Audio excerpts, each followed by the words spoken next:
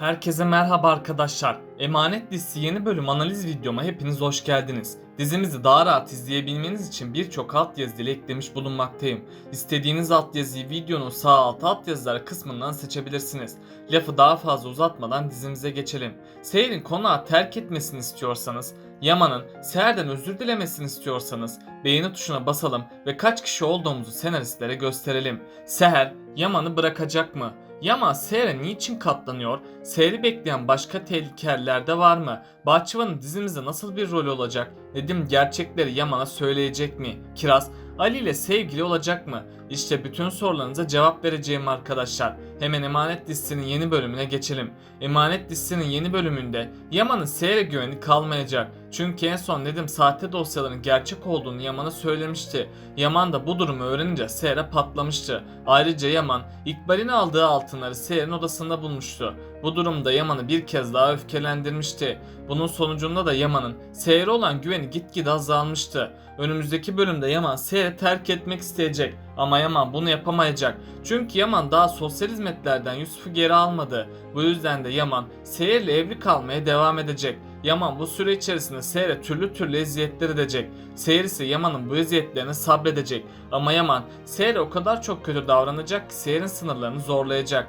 Bunun üzerine Seher neden Yaman'ın kendisine kötü davrandığını bulmak isteyecek. Ama Seher bu olanları bir süreliğine daha anlayamayacak. Çünkü hatırlarsanız önceki bölümde Yaman yine ok atıyordu. Tam o sırada İkbal onun yanına gitmişti. Yaman ise İkbal ile bir konuşma yapmıştı. Yaman o konuşmasında gerçekleri kimsenin öğrenmesini istemiyorum demişti. İkbal de Yaman'a bu olanları kimseyle paylaşmayacağını belirtmişti. Bu nedenle Seher Yaman'ın bu öfkesini anlayamayacak. Ardından Seher Cenger ve İkbal'den yardım isteyecek. Tabi onlar da Seher'e olanları söyleyemeyecek. İkbal ve Zuhal ise amaçlarına ulaştıkları için çok mutlu olacaklar. İlk başlarda Zuhal Seher'in konaktan kovulacağını düşünecek. Bu yüzden Zuhal Seher'e şimdilik karışmayacak. Ama sonradan Zuhal ve İkbal Seher'e daha fazla dayanamaz hale gelecek. Çünkü önceki bölümde Zuhal ve İkbal Yaman'ın yanına gitmişti. İkbal ve Zuhal Yaman'a neden Seher'i konaktan kovmadığını sormuştu. Yaman ise onlara sahte kanıtlara inanmadığını söylemişti. Yani Yaman her şeye rağmen Seher'e güveniyorum demişti.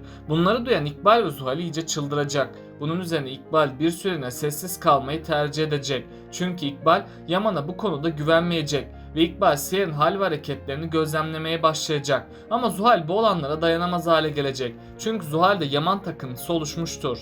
Onun için Zuhal yeniden Seher'in yanına gidip ona zarar vermeye çalışacak. Seher ise Zuhal'in sözlerinden ne ima ettiğini anlamaya çalışacak. Zuhal de sonunda dayanamayıp Yaman'ın ona neden kızdığını söyleyecek. Seher gerçekleri duyunca kulaklarına inanamayacak. Çünkü Seher Yaman'ın kendisine böyle bir şey yapabileceğine inanamayacak. Ardından Seher bir de Yaman'ın ağzından gerçekleri duymak isteyecek.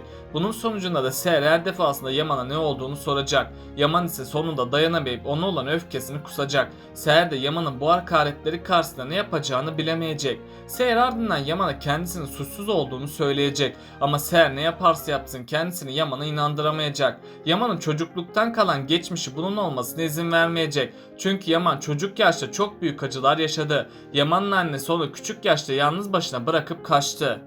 Yaman'ın babası da bu acılara dayanamayıp kendi canına kıydı. Yaman da bu olanlardan dolayı çok yıprandı. Eğer Yaman'ın annesi ona bu sözleri söylemeseydi belki de şimdi bunların hiçbiri yaşanmazdı. Çünkü Yaman'ın annesi kaçmadan önce Yaman ile bir konuşma yapmıştı. Yaman'ın annesi o konuşmasında sen de baban gibi olma sakın demişti. Yaman da tüm hayatını bu sözler üzerine inşa etmişti. Bu yüzden Yaman hiçbir kadına güvenmiyordu. Seher de Yaman'ın bu sorunu çözmeden onunla evlenerek büyük bir hata yaptı. Önümüzdeki bölümde Yaman Seher'i bir hizmetçi olarak görecek. Hatta Yaman Seher'i en ağır işlerde çalıştıracak. Yaman annesinin tüm acısını Seher'den çıkarmak isteyecek. Seher ise evliliğin bozulmaması için kendisine yapılanlara göz yumacak. İkbal ve Zuhal ise Seher'in bu durumunu gördükçe öfkeden çıldıracak. Çünkü İkbal nasıl olur da Yaman Seher'i kovmaz diye düşünecek. Ardından Seher'in konaktan gitmemesiyle yeni planlar yapmaya başlayacaklar. Ama İkbal ve Zuhal'in yaptığı bu kötü plan onların sonunu getirecek. Çünkü bu kötü plan sayesinde Yaman ve Seher yeniden bir araya gelecek. Seher ise kendisini Yaman'a inandırmak için elinden geleni yapacak. Seher banka hesabındaki paraları kontrol edecek. Ardından Seher Selim'in kendisine 70.000 lira yolladığını görecek. Bunun sonucunda da Seher yeniden Selim'in yanına gidecek. Selim ise Seher'e neden onu kandırdığını şimdilik anlatmayacak. Seher sonunda kendi canına kıymaya çalışacak. Ama Seher'e hiçbir şey olmayacak. Ali ve Fırat ise kötü haberi duyunca hemen hastaneye gidecek. Ali, Seher'in halini görünce az da olsa neler olup bittiğini anlayacak. Sonradan Seher uyanacak. Nadire anne ve Fırat neler olup bittiğini soracak. Seher ise olanları bir bir herkese anlatacak. Ali, Yaman'ın seyrettiklerini duyunca çok üzülecek. Bunun üzerine Ali, Yaman hakkında bir soruşturma başlatacak. Yani Ali gerçeklerin peşine düşecek. Ali gerçeklerin peşine düştüğü için tüm gerçekler ortaya çıkmaya başlayacak. Büyük ihtimalle Ali gerçeklerin ortaya çıkması için İbrahim'e bu görev verecek.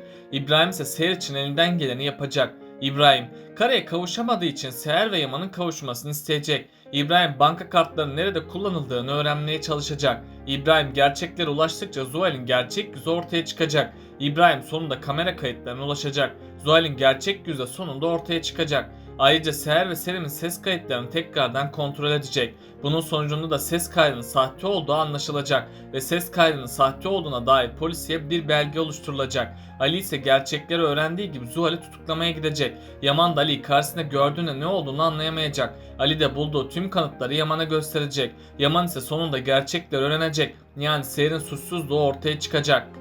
Ali ardından Zuhal'i sahtecilik ve iftira atmak suçundan tutuklayacak. Zuhal de sonunda tutuklanıp hapse girecek. Yaman ardından Seher'i arayıp ondan özür dilemeye çalışacak. Ama Seher Yaman'ı şimdilik affetmeyecek. Seher'in Yaman'a olan güveni sonsuza kadar yok olacak. Çünkü Yaman Seher'e güvenmeyerek son umut ışığında kaybetti.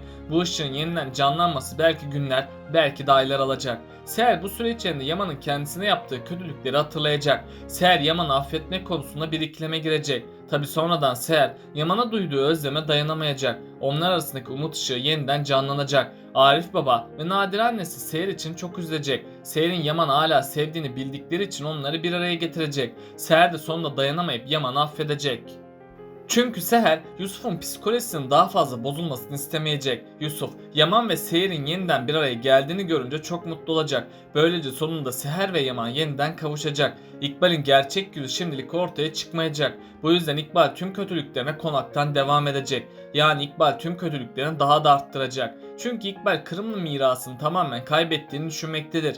Bu yüzden de bunların sorumlusu olarak Seher'i görecek. Artık İkbal Seher'e daha gizliden kötü davranacak. Bir süreliğine daha İkbal'in bu kötülüklerini kimse görmeyecek. Ama sonradan Ziya, İkbal'in Seher'e yaptıklarını görecek. Ayrıca konağa yeni gelen Bahçıvan İkbal'in kötülüklerini ortaya çıkaracak. Bunların hepsi üst üste gelince Ziya ve Bahçıvan Yaman'a tüm gerçekleri anlatacak. Yaman'la bunlardan sonra tüm gerçeklerin peşine düşecek. Bunun sonucunda da Yaman İkbal'e hak ettiği cezayı verecek. Yaman İkbal'den şikayetçi olup onun tutuklanmasını sağlayacak. Artık İkbal'in hapiste yaşayacağı zorlu günler başlayacak. Ali yakında Kiraz aşkını itiraf edecek. Bunun üzerine Kiraz ve Ali daha çok yakınlaşacak. Çünkü ikisi de birbirini sevmektedir. Zaten artık Ali ve Kiraz arasında bir engel kalmadı. Çünkü Begüm diziden ayrıldı. Sultanala da Ali ve Kiraz aşkına engel olmayacak. Çünkü Sultanala Ali'nin mutlu olmasını istemektedir.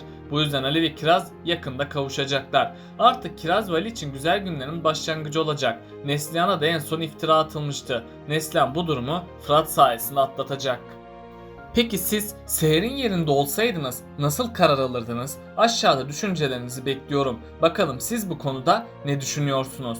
Böylelikle bu bölümün de sonuna geldik arkadaşlar. Bunun gibi videoların devamının gelmesini istiyorsanız kanalıma abone olmayı ve bu videomu beğenmeyi unutmayın. Kendinize çok iyi bakın. Hoşça kalın.